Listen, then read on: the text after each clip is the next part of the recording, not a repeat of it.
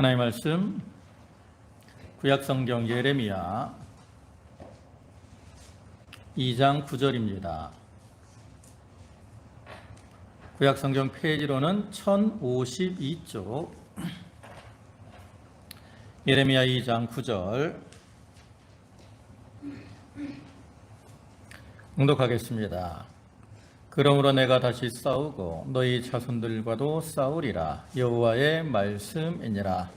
너희는 기띔 섬들에 건너가 보며 게달에도 사람을 보내 이 같은 일이 있었는지 자세히 살펴보라. 어느 나라가 그들의 신들을 신 아닌 것과 바꾼 일이 있느냐?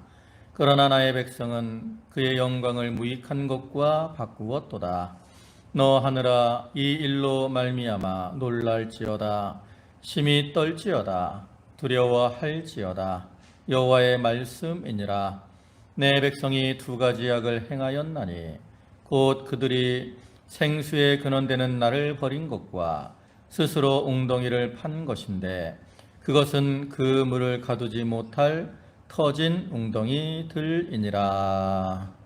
아멘. 할렐루야. 지난 한 주간 동안 은혜 가운데 평안하셨습니까? 오늘도 하나님께 예배하는 모든 성도와 가정에 하나님의 은혜와 축복이 함께 하시기를 주님의 이름으로 축원합니다. 오늘 이 시간에는 예레미야 2장 9절부터 13절까지의 말씀을 보셨는데요. 그 중에 13절의 말씀 상반절을 보면 내 백성이 두 가지 악을 행하였나니 이렇게 말씀을 하고 있는데, 이 말씀을 근거로 해서 이스라엘의 두 가지 악이라는 제목으로 함께 말씀의 은혜를 나누고자 합니다. 우리가 1장에서 살펴본 바와 같이 하나님께서는 예레미야를 창세전에 사랑 가운데 택하시고 부르셔서 그를 열방의 선지자로 세우시고 그로 뽑으며 파괴하고 무너뜨리고 또 건설하며 심는 이러한 사명을 감당하도록 하셨고, 또 그를 위해서 내가 무엇을 보느냐라고 물으심으로 예레미야로 하여금 하나님의 뜻을 바로 바라보고 그 사명을 잘 감당하라고 권면을 하셨습니다. 이제 그러한 하나님께서는 이제 2장에서는 예레미야를 통해서 이스라엘 백성들의 죄를 책망하는 이러한 일을 하시는데요. 이러한 것이 바로 뽑으며 파괴하고 무너뜨리는 일을 시작하신 것입니다. 즉 하나님께서는 이스라엘 백성들의 죄를 지적하고 책망하심으로 그들로 하여금 자기들의 잘못을 깨닫고 그 자리를 떠나 깨어뜨릴 것은 깨뜨리고 하나님께 돌아오라고 권면을 하고 계시는 거죠. 사실 오늘날 교회를 보면 많은 신자들이 예배를 드리면서도 어떤 축복의 말을 듣기를 좋아하지만 책망의 말은 듣기를 싫어하는 그러한 경향이 있습니다. 그것은 말세에 나타나는 그러한 현상 중에 한 가지죠.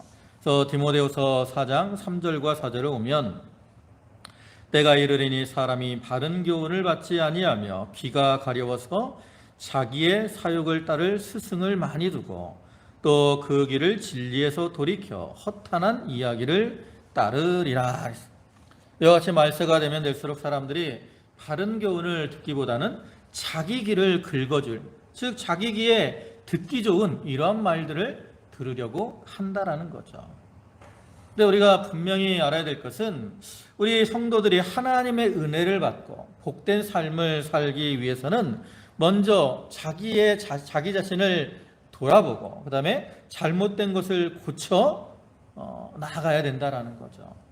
즉 뽑고 무너뜨리는 그러한 일을 잘해야 그 다음에 건축하고 심는 이러한 일을 잘해서 열매를 맺고 그를 통해서 하나님을 기쁘시게 하는 그러한 자들이 될 수가 있다라는 거예요. 그래서 그러한 이유 때문에 하나님께서도 예레미야에게 사명을 줄 때 먼저 뽑으며 그 다음에 파괴하고 파멸하며 무너뜨리는 이러한 일을 하라고 하신 것이죠. 여러분, 우리가 잘 알다시피 구약 이스라엘 백성들은 하나님의 특별한 은혜, 택하심을 받은 자들입니다. 근데 하나님께서 천하 만민 중에서 이스라엘 민족, 백성들을 하나님의 기업으로 택하셨는데 그것은 그들이 다른 민족보다 나은 것이 있어서가 아니죠. 신명기 7장 6절부터 말씀을 보면 너의 하나님 너의 여호와 너는 여호와 내 하나님의 성민이라. 내 하나님 여호와께서 지상 만민 중에서 너를 자기 기업의 백성으로 택하셨나니 여호와께서 너희를 기뻐하시고 너희를 택하심은 너희가 다른 민족보다 수요가 많기 때문이 아니니라. 너희는 오히려 모든 민족 중에 가장 적으니라. 여호와께서 다만 너희를 사랑하심으로 말미암아 또는 너희 조상들에게 하신 맹세를 지키려 하심으로 말미암아 자기의 권능의 손으로 너희를 인도하여 내시되 너희를 그 종되었던 집에서 애굽 왕 바로의 손에서 속량하셨나니. 이렇게 말씀하고 있는 것처럼 이스라엘 민족이 다른 민족보다 수요가 많기 때문에, 즉 잘난 것이 있어서 그들을 택하신 것이 아니라는 거죠. 역사적으로 볼 때 이스라엘 백성은 애굽, 바벨론, 아수르와 같은 그러한 강한 국가를 이루지도 못했고요. 유목민으로서 애굽의 노예 생활을 하던 이러한 자들이었어요. 그런데 하나님께서 그러한 이스라엘 백성들을 하나님의 백성으로 삼아주신 것은 바로 그들을 사랑하셨기 때문이라는 거죠. 근데 이렇게 하나님의 특별한 은혜와 사랑을 받은 이스라엘 백성들이 오늘 본문에서 볼 수 있는 것처럼 어떻게 행했어요? 배은망덕하게 하나님을 떠나고 악을 행하고 나갔다라는 거죠. 그러한 모습을 오늘 본문에서는 거기 9절부터 보면 그러므로 내가 다시 싸우고 너희 자손들과도 싸우리라. 여호와의 말씀이니라. 너희는 기띔 섬들에 건너가 보며 게달에도 사람을 보내 이 같은 일이 있었는지를 자세히 살펴보라. 이방 나라들에도 이러한 일들이 없다라는 거죠. 근데 창조주 하나님을 섬기는 이스라엘 백성들이 그러한 죄악을 범하고 나갔다라는 거예요. 그렇기 때문에 이제 하나님께서 그들을 징계하실 것이다 라고 말씀을 하는 거죠. 그럼 여러분, 오늘날 우리들은 과연 어떠합니까? 오늘날 우리도 자신을 돌이켜볼 때 참 구약시대 이스라엘 백성과 같이 하나님의 택하심과 부르심을 받을 만한 그러한 자격이 있는 자들입니까? 다른 사람들은 모를지라도 우리가 자기 자신들을 돌이켜보면 우리가 하나님 앞에 얼마나 참 더럽고 추한 그러한 모습으로 살아가고 있는 죄를 모릅니다. 근데 그러한 허물 많고 부족한 우리들인데 하나님께서 그러한 우리를 사랑하셔서 창세전에 택하시고 부르시고 또한 하나님의 백성으로 삼아주셨는데 우리도 이스라엘 백성과 같이 배은망덕한 이러한 모습으로 살아가고 있지는 아니한지 우리가 자기를 돌아볼 필요가 있다라는 거죠. 여러분, 하나님께서 우리를 이렇게 택하시고 부르셔서 하나님의 백성을 삼으신 것은 우리를 통해서 하나님의 영광을 받으시기 위함이고 또 우리로 하여금 선한 일에 열심하는 그러한 하나님의 백성이 되기를 원하시기 때문입니다. 또 디도서 2장 14절의 말씀을 보면 그가 우리를 대신하여 자신을 주심은 모든 불법에서 우리를 속량하시고 우리를 깨끗하게 하사 선한 일에 열심히 하는 자기 백성이 되게 하려 하심이라. 이러한 목적을 가지고 하나님이 우리를 택하시고 부르시고 우리를 구원해 주셨기 때문에 이제 우리는 그러한 하나님의 뜻에 합당하도록 악을 행하는 자가 아니라 선을 행함으로 하나님을 기쁘시게 하는 그러한 삶을 살아가야 하는 겁니다. 그래서 오늘 이 시간 본문의 말씀을 통해서 이스라엘 백성들이 행한 그 악에 대해 죄악의 모습을 좀 살펴보고 우리는 그러한 악한 자리를 떠나서 선을 행하며 그 다음에 하나님이 기뻐하시는 길을 걸어가는 그러한 성도들이 다 되도록 해야 되겠습니다. 먼저 이스라엘의 죄악은 무엇이냐? 첫 번째 죄악은 본문 13절을 다시 보시면 거기 내 백성이 두 가지 악을 행하였나니 그들이 생수의 근원되는 나를 버린 것과 라고 말씀하고 있는 것처럼 그들의 첫 번째 죄악은 바로 생수의 근원 되시는 하나님을 버린 것입니다. 여러분, 우리가 이 사람들이 살아가는 데 있어서 물은 아주 중요합니다. 여러분, 우리 몸에 몇 퍼센트 정도가 물로 구성이 되어 있다 그러죠? 70% 정도가 수분으로 구성이 되어 있어요. 그래서 우리 몸의 이 수분, 물은 우리의 건강이나 생명을 유지하는 데 아주 중요한 역할을 하죠. 그래서 이 몸에 수분이 이렇게 부족하게 되면 머리에 두통이 오고 어지러움이 오고 또 짜증도 많이 나고요. 그 다음에 여자분들 싫어하는 노화도 이렇게 좀 빨리 온다 그래요. 그래서 우리는 이렇게 수분을 좀 충분히 섭취함으로 몸의 균형을 잘 이루어 나가야 되죠. 그래서 이와 같이 물이 중요하기 때문에 세상의 문명들도 물을 중심으로 세워졌습니다. 우리가 이제 세계 4대 문명 하면 4대 문명이 있잖아요. 그래서 인도에 있는 인더스 문명, 그 인더스 강을 중심으로 이루어진 중국에 있는 황하 문명도 황하강을 중심으로 이루어진 것이고, 그 다음에 이집트 문명, 거기도 나일강을 중심으로 이루어졌고요. 그 다음에 메소포타미아 문명이 있는데 이것도 유프라데 강을 중심으로 이렇게 이루어진 거죠. 이와 같이 사람에게 어떤 육신적으로나 생활에 있어서 참 물이 중요한데, 그것은 영적인 면에서도 마찬가지여서 우리 영혼에도 생수가 필요하다는 거죠.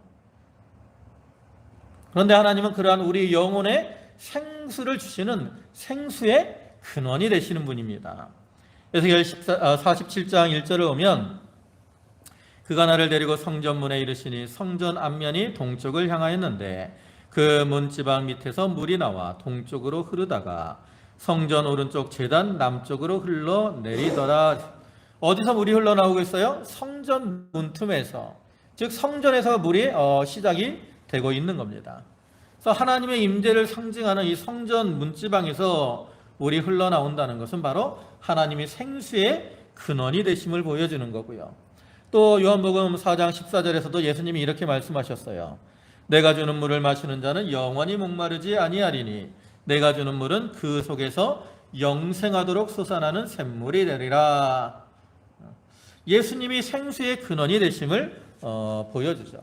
그러면 이와 같이 하나님과 예수님이 생수의 근원이 되신다라는 것은 무엇을 의미하는 것일까? 첫째는 하나님이 풍성한 사랑을 우리에게 끊임없이 베풀어 주심을 의미하는 겁니다. 앞에 본문 2절의 말씀을 보면 이런 말씀이 있습니다. 가서 예루살렘의 귀에 외칠지니라. 여호와께서 그와 같이 말씀하시기를 내가 너를 위하여 내 청년의 때의 인애와 내 신혼 때의 사랑을 기억하노니 곧 씨 뿌리지 못한 땅 그 광야에서 나를 따랐음이니라. 여기 하나님께서 청년의 때의 인애와 신혼 때의 사랑을 기억하신다 그랬는데, 이것은 이스라엘 백성들이 애굽에서 나와서 광야에서 하나님과 동행할 때 하나님의 사랑을 깨닫고 그 사랑 가운데 하나님을 잘 섬겼다라는 거죠. 그런데 지금은 하나님의 사랑을 잃어버렸다라는 거죠. 근데 이와 같이 이스라엘 백성들이 하나님의 사랑을 깨닫고 사랑으로 행했다라는 말, 이 말은 뭐예요? 먼저 이스라엘이 하나님을 사랑하기 전에 하나님께서 그들에게 사랑을 베풀어 주셨다라는 거죠.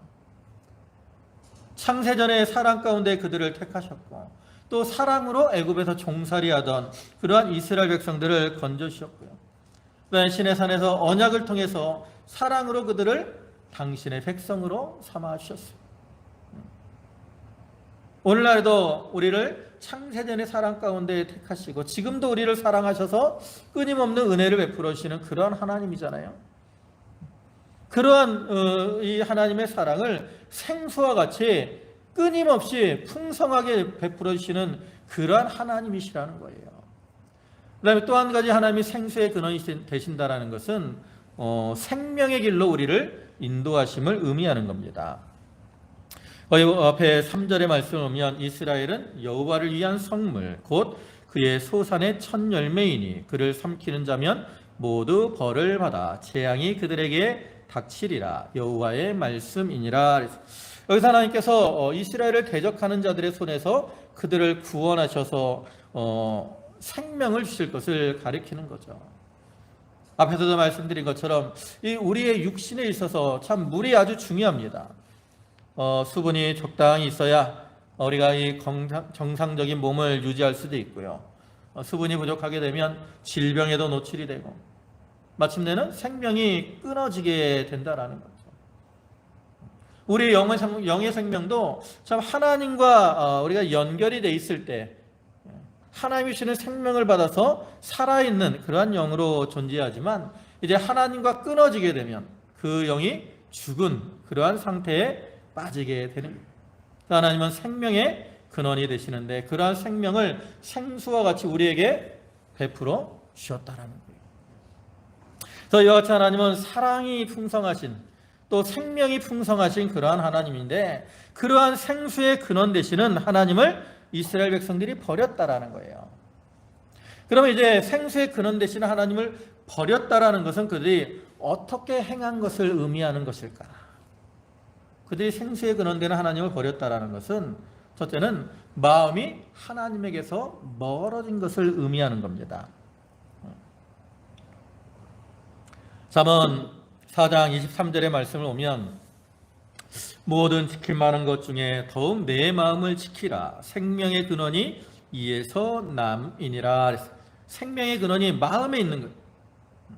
그렇기 때문에 우리 성도들은 자기 마음속에 하나님을 모시고 생수의 근원, 생명의 근원이 되시는 하나님을 모시고 살아가야 됩니다. 하나님께서도 잠언 23장 26절에서 내 아들아 내 마음을 내게 주며 그랬어요. 하나님 자기 마음을 하나님께 주고 그 마음에 하나님을 모시고 살아가야 될 것을 교훈하는 거죠. 그래서 우리가 이런 말씀처럼 늘 하나님을 모시고 하나님과 가까이 하는 이러한 삶을 살아야 되는데 많은 사람들이 자기 마음에 하나님을 모시는 것이 아니라 다른 것을 모시고 살아갈 때가 많이 있어요. 그리고 하나님을 멀리할 때가 많이 있다라는 거죠. 이사야 시대도 그러한 모습이 있었습니다. 그래서 이사야 29장 13절 보면 주께서 이르시되 이 백성이 입으로는 나를 가까이하며 입술로는 나를 공경하나 그들의 마음은 내게서 멀리 떠났나니 그랬어요. 입술로는 하나님을 공경한다고 하면서 마음은 하나님에게서 떠난 이러한 상태에 있었다라는 거죠. 근데 오늘날에도 우리 믿는 자들 가운데도 이사야 시대의 사람들과 같이 입술로는 하나님을 믿는다고 하나님에 대한 신앙을 고백하지만 마음은 하나님에게서 떠나 있는 이러한 사람들이 있다라는 거예요. 예배를 열심히 드리고 헌금을 많이 하고 또 봉사를 열심히 하는 그러한 자들일지라도 마음이 하나님에게서 떠난 자들은 그들의 행위는 외식이고 그 다음에 위선에 불과한 겁니다. 그렇기 때문에 결코 하나님이 기뻐하시지가 않는 거죠. 여러분 참된 믿음은 어떤 거예요? 참된 믿음은 마음으로 믿고 입으로 고백하는 겁니다. 근데 여기서 입으로 고백한다는 것은 그냥 입술로만 말하는 것이 아니라 어떤 행위로 나타나는 그러한 믿음을 가리키죠. 그래서 로마서 10장 9절과 10절을 보면 내가 만일 내 입으로 예수를 주로 시인하며 또 하나님께서 그를 죽은 자 가운데서 살리신 것을 내 마음에 믿으면 구원을 받으리라. 사람이 마음으로 믿어 의에 이르고 입으로 시인하여 구원에 이르느니라. 그래서 우리가 마음에 하나님을 모시고 사는 것이 중요합니다. 마음에 하나님을 모시고 하나님과 동행하는 삶을 사는 그러한 성도들이 되어야 되는 거죠. 네, 두 번째 그들이 생수의 근원이신 하나님을 버렸다라는 것은 두 번째로는 하나님의 말씀을 버린 겁니다. 여러분 우리가 하나님을 믿는다는 것은 바로 하나님의 말씀을 믿는 것이고요. 하나님의 뜻에 순종한다는 것은 하나님의 말씀을 순종하는 겁니다. 그래서 요한일서 5장 3절에서도 하나님을 사랑하는 것은 이것이니 우리가 그의 계명들을 지키는 것이라 그랬어요. 왜 이렇게 말씀이 중요하냐? 하나님과 말씀은 떨어질 수가 없어요. 왜 그러냐면 우리가 보이지 않는 이러한 하나님을 알고 믿게 되는 게 무엇으로 인해서? 바로 말씀을 통해서 되는 겁니다. 복음을 통해서. 그러므로 여기서 본문에서 이스라엘 백성들이 생수의 근원되는 하나님을 버리셨다라는 것은 결국 하나님이 주신 말씀과 계명을 버린 것을 의미하죠. 여러분 우리가 이제 지난 새벽 예배 시간에 옛날에 이제 얼마 전에 사사기를 배웠잖아요. 근데 사사기의 특징을 보여주는 그러한 구절이 있다 그랬죠. 몇 구절이 나오는데 그 중에 하나인 21장 25절을 보면 이렇게 말씀을 해요. 그때 이스라엘의 왕이 없으므로 사람이 각기 자기 소견에 옳은 대로 행하였더라. 여기서 자기 소견에 옳은 대로 행하였다라는 이 구절이 무엇을 의미합니까? 바로 하나님의 말씀을 버리고 자기 뜻대로 살아간 것을 의미하는 겁니다. 물론 사사시대에 왕은 없었어요. 그러나 사사시대는 하나님이 친히 왕이 되어서 이스라엘 백성들을 다스리는 이러한 시대였습니다. 그런데 이스라엘 백성들은 그러한 하나님의 통치를 받기 싫어하고 하나님의 말씀을 버리고 자기 소견을 따라 행했다라는 거죠. 근데 이러한 모습이 사사시대뿐이냐? 이스라엘 역사를 보면 이스라엘 백성들은 이렇게 하나님의 말씀을 버리고 자기 뜻대로 살아가는 그러한 모습들을 많이 보여주고 있어요. 우리가 이스라엘의 초대 왕이 누굽니까? 바로 사울이잖아요. 그가 처음에 왕이 되기 전에 겸손하게 하나님 말씀대로 순종하는 삶을 살았습니다. 그래서 하나님이 이제 그를 이스라엘의 왕으로 삼으셨는데 그 이후에 그가 교만해지니까 어떻게 돼요? 대표적인 죄악이 나오잖아요. 하나님이 아말렉을 진멸하라 했는데 그 아말렉의 왕인 아가왕을 살려오고 또 하나님께 제사를 드린다라는 핑계로 살찐 소와 양들을 잡아오죠. 그뿐만 아니라 그는 자기를 책망하는 이 사무엘 선지자의 말에 대해서도 백성들을 이렇게 핑계 삼아서 자기 변명하기에 급급했다라는 거죠. 그렇기 때문에 결국 사울은 하나님께 버림을 당하고 비참한 죽음을 당하게 되고 마는데, 이와 같이 하나님의 말씀을 버린 자는 하나님께 버림을 당하게 되고 마는 겁니다. 그래서 사무엘상 15장 26절 보면 사무엘이 사울에게 이르되 나는 왕과 함께 돌아가지 아니하리니 이는 왕이 여호와의 말씀을 버렸으므로 여호와께서 왕을 버려 이스라엘 왕이 되지 못하게 하셨음이니이다. 하나님 말씀을 버린 자는 하나님도 그 사람을 버리게 되는 거예요. 그래서 우리는 늘 하나님의 말씀을 마음에 새기고 그 말씀에 순종하는 삶을 살아가야 된다라는 거죠. 이제 이렇게 앞에서 살펴본 것과 같이 이스라엘 백성들이 이렇게 생수의 근원 되시는 하나님을 버리고 나아갔는데, 그러면 이렇게 그들이 생수의 근원 되시는 하나님을 버림으로 이제 어떠한 결과를 얻게 되었을까요? 생수의 근원 되는 하나님을 버린 결과는 첫째로는 정결함을 얻지 못한 겁니다. 여러분, 우리가 물은 이렇게 마시고 시원함을 얻는 것이기도 하지만 또 자기의 몸을 씻어서 깨끗게 하는 그러한 역할도 하는 거죠. 그래서 우리가 사랑의 근원 되시고 생명의 근원 되시는 그러한 하나님께서는 우리의 죄를 씻어서 우리를 깨끗하고 정결하게 하시는 그러한 분이 되십니다. 참으로 세상에는 하나님 외에 어떠한 존재도 우리를 죄에서 씻어서 깨끗하게 하실 수 있는 분이 없어요. 그래서 베드로전서 11장 18절부터 보면 너희가 알거니와 너희 조상이 물려준 헛된 행실에서 대속함을 받은 것은 은이나 금같이 없어질 것으로 된 것이 아니요 오직 흠없고 점없는 어린 양 같은 그리스도의 보배로운 피로 된 것이니라. 여기 오면 오직이라고 말하잖아요. 오직. 이것은 우리가 오직 예수 그리스도의 피로만 대속, 즉 깨끗함을 받을 수 있는 것을 의미합니다. 그런데 생수의 근원 되시는 하나님을 떠난 자들은 그리스도의 피에서 떠난 자들이고, 그렇기 때문에 그러한 자들은 깨끗함을 받을 수가 없다라는 거죠. 하나님께서는 우리를 깨끗하게 하시기 위해서 그 생수의 샘을 열어주셨습니다. 스가랴 13장 1절 보면 그날에 죄와 더러움을 씻는 샘이 다윗의 족속과 예루살렘 주민을 위하여 열리리라 그랬습니다. 하나님이 죄와 더러움을 씻는 샘을 열어주신다라는 거예요. 그걸 여시고 생수를 흘려 보내시는 겁니다. 여기서 말하는 죄와 더러움을 씻는 샘은 바로 그리스도의 보혈을 가리키는데, 하나님께서 그러한 보혈을 통해서 우리를 깨끗하게 해주신 거죠. 그래서 우리는 이러한 샘에 날마다 나아가서 자기를 깨끗하게 만들어 나가야 돼요. 예수님께서도 목욕한 자는 발밖에 씻을 필요가 없다 그랬는데, 이 말은 무슨 의미입니까? 우리가 날마다 발을 씻는 생활을 해야 된다라는 거죠. 너희는 목욕했으니까 그냥 아무것도 안 하고 가만히 있어도 된다, 이런 의미가 아니라 너희는 목욕을 했지만 너희는 자기의 발을 씻는 생활을 날마다 해 나가야 된다라는 그러한 의미라고.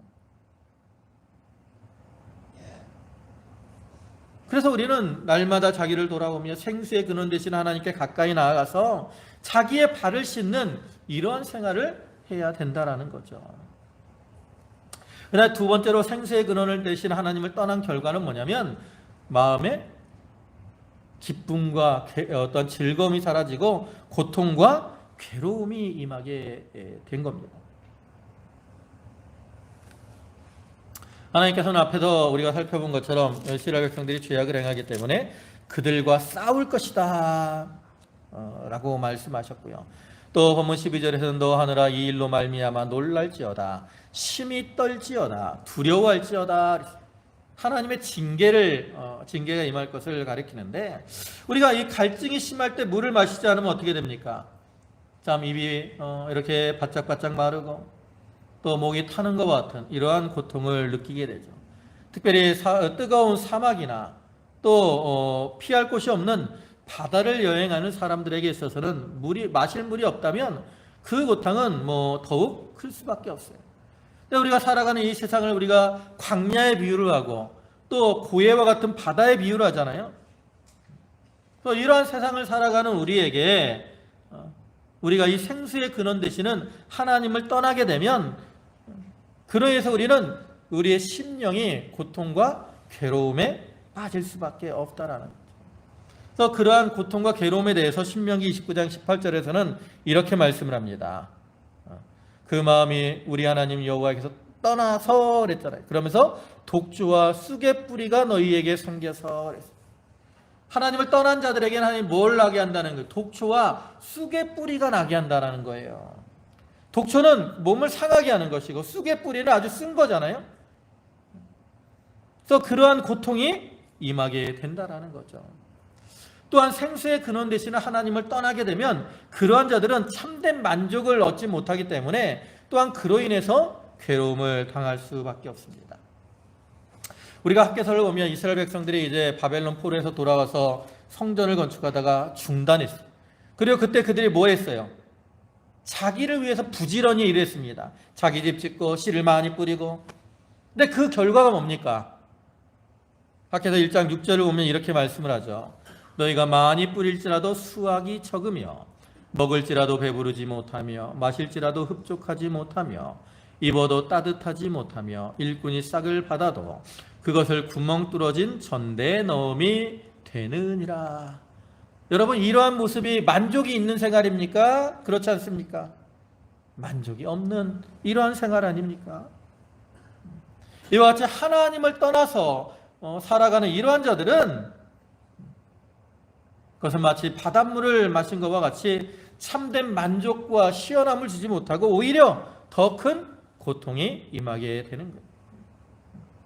그러나 그와 반대로 이제 생수의 근원 되시는 하나님께 나아가서 하나님 주시는 생수를 마신 자는 앞에서 보신 요한복음 4장 14절에서 말씀하는 것처럼 그것이 그 속에서 영생하도록 솟아나기 때문에 그로 인해 참된 만족과 기쁨 그리고 즐거움을 누리게 되는 거죠. 여러분, 예수님을 만나기 전에 그 사마리아 여인은 어떤 모습으로 살았습니까?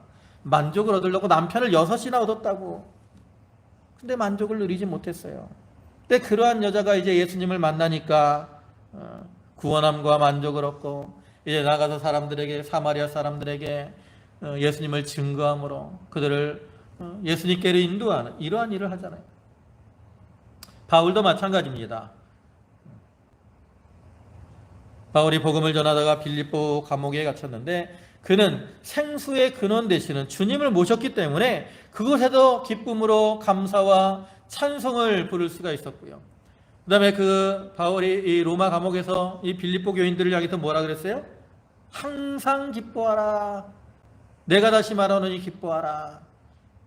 옥에 갇혀 있는 상태에서도 이렇게 기뻐하라 할 수 있는 이유는 생수의 근원 되시는 하나님을 자기 심령에 모셨기 때문에 그로 인한 기쁨과 즐거움이 넘쳤다라는 거죠. 여러분, 여러분의 상태는 지금 어떠십니까? 여러분의 심령 속에 기쁨과 즐거움과 감사가 넘치십니까? 아니면 고통과 괴로움과 근심이 있으십니까? 우리가 생수의 근원 되시는 그러한 주님을 모심으로 그 가운데서 기쁨과 즐거움으로 살아가는 그러한 성도들이 되어야 되는 겁니다. 그 다음에 이스라엘의 두 번째 죄는 뭡니까? 바로 스스로 웅덩이를 판 것입니다. 여기 웅덩이라는 것은 이제 샘과 같은 건데 물이 흘러나오지는 않아요. 그냥 이제 물을 담아둘 수는 있는 이러한 곳이죠.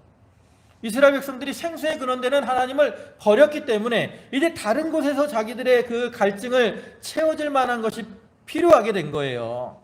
그렇기 때문에 그들은 이제 웅덩이를 파고 거기다 물을 채워서 자기들의 갈증을 해결해 보려고 웅덩이를 파고 나아갔다라는 거죠. 그럼 이렇게 스스로 웅덩이를 파고 나간 것은 무엇을 의미하는 거냐? 첫째로는 자기를 의지하고 사는 것을 가리킵니다. 본문에서는 스스로 웅덩이를 팠다 그랬어요. 스스로. 이것은 하나님이 아닌 자기를 의지하고 자기 힘을 의지하고 자기 힘으로 무엇을 해보려고 하는 것을 가리키죠. 우리가 노아 시대 창세기 말씀을 보면 노아 홍수 이후에 이제 다시 사람들이 번성하기 시작하고요. 그때 또 이제 사람들 가운데 죄악이 관영하게 되는데 그 시대 사람들의 그럴 때 사람들이 이제 근심이 생기죠. 어떤 근심이 생겼을 것 같아요? 그 전에 자기들이 죄악이 관영하니까 하나님이 세상을 홍수로 심판하셨어요. 그러니까 이제 또 자기들이 죄악을 범하니까 그들의 마음에 근심이 들어온 거죠. 야, 하나님이 또 이 세상을 홍수로 심판하시면 어떡하나, 이러한 근심이 들어왔어요. 물론 하나님께서는 과거에 그 전에 이제 무지개를 증거로 노아와 언약을 맺으셨습니다. 다시는 이 세상을 엄물할 만한 홍수를 내리지 않겠다라고 약속을 하셨어요. 근데 사람들은 자기들이 죄악 가운데 걸어가니까 그런 하나님의 약속을 믿지 못하는 거죠. 그리고 그의 근심과 두려움에 빠졌어요. 그러면 가장 그 근심과 두려움에서 벗어나는 가장 좋은 방법은 뭡니까? 네, 뭐 같아요? 죄 때문에 그런 근심이 들어왔기 때문에 죄를 떠나는 겁니다. 죄를 떠나면 죄 때문에 또 심판을 받을까 염려하지 않아도 돼요. 그런데 그 당시에 사람들은 어떻게 해요? 자기들이 죄를 떠나는 것이 아니라 뭘 쌓죠? 바벨탑을 쌓습니다. 창세기 11장 3절과 4절을 보면 거기 뭐라 그래요? 서로 말하되 자 벽돌을 만들어 견고히 굽자 하고 이에 벽돌로 돌을 대신하며 역청으로 진흙을 대신하고 또 말하되 자 성읍과 탑을 건설하여 그 탑 꼭대기를 하늘에 닿게 하여 우리 이름을 내고 온 지면에 흩어짐을 면하자 하였더니, 그들은 탑을 하늘 꼭대기까지 쌓아가지고 홍수가 오면 탑 꼭대기에서 그 홍수를 모면해 보려고 바벨탑을 쌓고 나간 겁니다.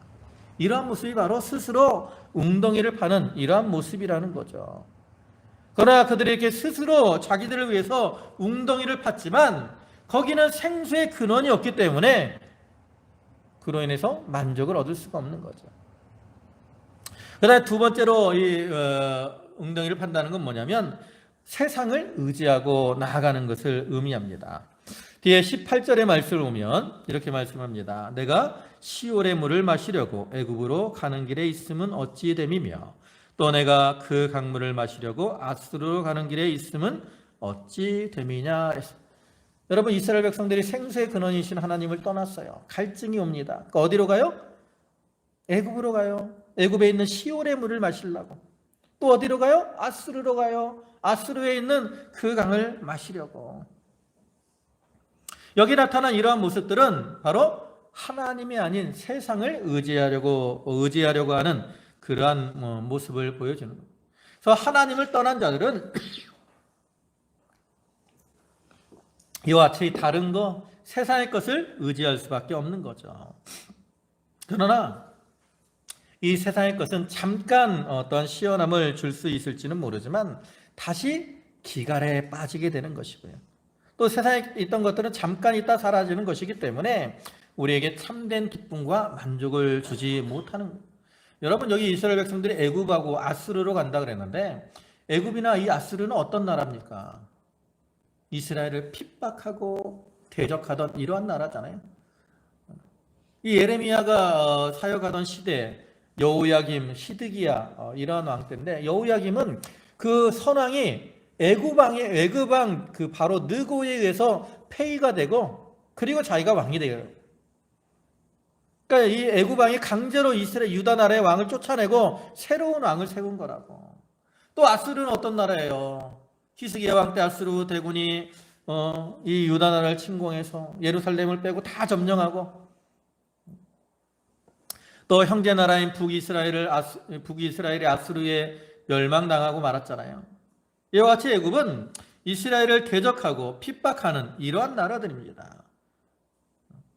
그런데 그러한 이 애굽과 또 아수르, 하나님을 떠나니까 이제 자기들의 힘으로는 어떠한 만족을 얻을 수 없고, 그렇기 때문에 이제 자기들의 대적이고 핍박하는 그러한 나라지만 애굽과 아수르를 의지할 수밖에 없다라는 거죠.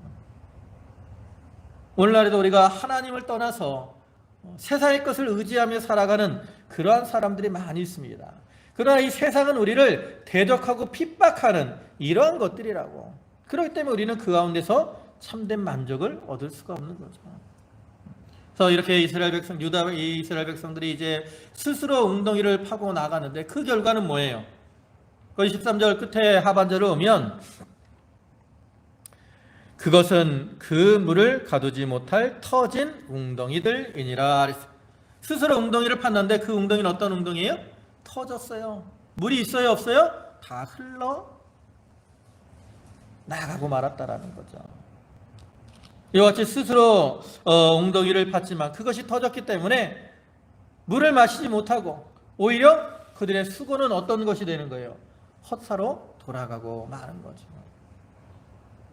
이와 같이 우리가 하나님을 떠나서 스스로 웅덩이를 파고 거기서 만족을 얻어보려고 할지라도 그것은 터진 웅덩이가 되어서 참된 기쁨과 만족을 주지 못하고 헛된 수고만 하는 겁니다. 앞에서 보신 학개서 말씀처럼 먹어도 배부르지 못하고, 마셔도 흡족하지 못하고, 입어도 따뜻하지 못하고, 싹을 받아도 전대, 구멍 뚫어진 전대에 넣은 것 같이 다 헛된 것이 되고 만다라는 거죠. 그러므로 우리는 이렇게 헛된 거, 스스로 자기를 위해서 웅덩이를 파는 그런 어리석은 자들이 되지 않도록 조심해야 되는 겁니다. 이제 말씀을 마무리하겠습니다. 하나님의 택하심을 받은 그러한 이스라엘 백성이 이렇게 배은망덕하게 생수의 근원 되시는 하나님을 버린 것과 스스로 웅덩이를 파는 이러한 죄악을 범했는데, 그 결과는 만족과 기쁨이 아닌 고통과 괴로움이었습니다. 그와 같이 오늘날에도 우리가 생수의 근원 되시는 하나님을 버리고 스스로 웅덩이를 파며 거기서 만족을 얻으려고 하는 경우가 많은데, 아무리 수고를 할지라도 거기는 고통과 괴로움뿐이. 왜냐하면 하나님만이 참된 기쁨과 또 평안, 만족의 근원이 되시기 때문입니다. 그러므로 이제는 생수의 근원 되시는 그러한 하나님을 버린 그러한 죄와 또 스스로 웅덩이를 파는 이러한 자리에서 떠나 회개하고 이제는 생수의 근원 되시는 하나님께 나아가서 하나님이 주시는 생수를 마심으로 영이 살고 심령이 소성케 되는 이러한 은혜를 누리는 자들이 되어야 되는 겁니다.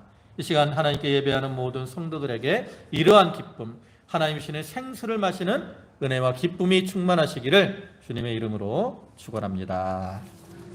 아멘. 기도하시겠습니다. 만유의 주가 되시고 자비와 사랑과 긍휼이 풍성하신 주님, 하나님께서 한량없는 은혜와 사랑을 저희에게 베풀어 주시고 아버지 하나님, 그를 통해서 참 하나님의 백성을 삼아 주셨지만 아버지 하나님, 이스라엘 백성들이 생수의 근원 되시는 하나님을 버리고 스스로 웅덩이를 파는 죄악을 범하고 나아갔습니다.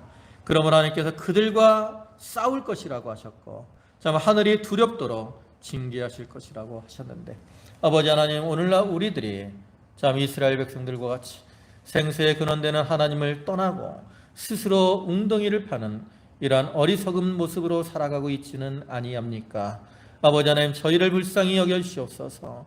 아버지 하나님, 저희가 이러한 저희의 죄악을 회개하고 돌이켜서 이제 생수의 근원 되신 하나님 앞에 나아가서 하나님 안에 거하며 하나님의 주시는 풍성한 생수를 받아 먹음으로 심령의 평안과 기쁨과 즐거움이 충만케 하여 주시옵소서.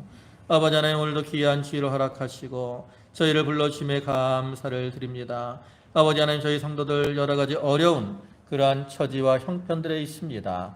육신이 연약한 자들도 있고 또 여러 가지 물질의 어려움을 당한 성도들도 있습니다. 아버지 하나님이 그들의 처지와 형편을 알아주시고 하나님의 그 생수로 그 심령을 적시셔서 그러한 모든 염려와 근심이 사라지게 하여 주시옵소서.